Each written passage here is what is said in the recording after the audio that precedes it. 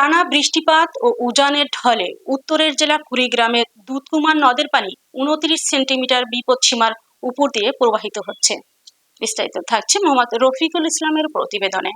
জেলার নিম্নাঞ্চল ও লোকালয় সহ বিভিন্ন রাস্তাঘাট তলিয়ে যাওয়ায় বিপর্যস্ত হয়ে পড়েছে জনজীবন।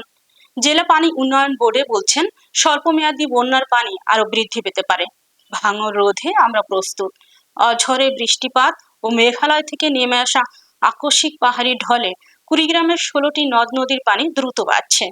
দুধকুমার নদের পানি বিপদসীমার উপর দিয়ে প্রবাহিত হচ্ছে, ফলে অধিকাংশ চরাঞ্চল, নিম্নাঞ্চল ও লোকালয় সহ বিভিন্ন রাস্তাঘাট পানিতে তলিয়ে যাওয়ায় বিপর্যস্ত হয়ে পড়েছেন জনজীবন।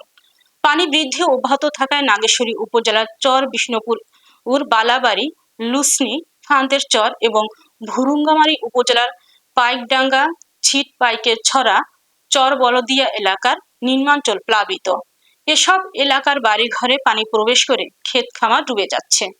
যোগাযোগ ব্যবস্থায় দুর্ভোগ সৃষ্টি হয়েছে মানুষের। গোচারণ ভূমিতে পানি ওঠায় গোখাদ্য সংকট সহ মৎস্য খামারিরাও রয়েছেন চরম শঙ্কায়। পেঁয়াজ, রসুনের অবস্থাও শোচনীয়। পানিতে ভাসছে কুমড়া আর তলিয়ে যাচ্ছে কাউন ও বাদামের আবাদ। এবং শিক্ষার্থীরা স্কুলে যেতে পারছে না, কর্মশীল লোকেরা কাজে যেতে পারছে না। এটা আমাদের অনেক সমস্যা হচ্ছে।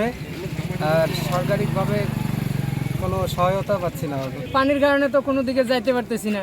কি খাই, কি সমাচার, কেউ রিক্সা তো চললেও নিয়ে যেতে পারি না।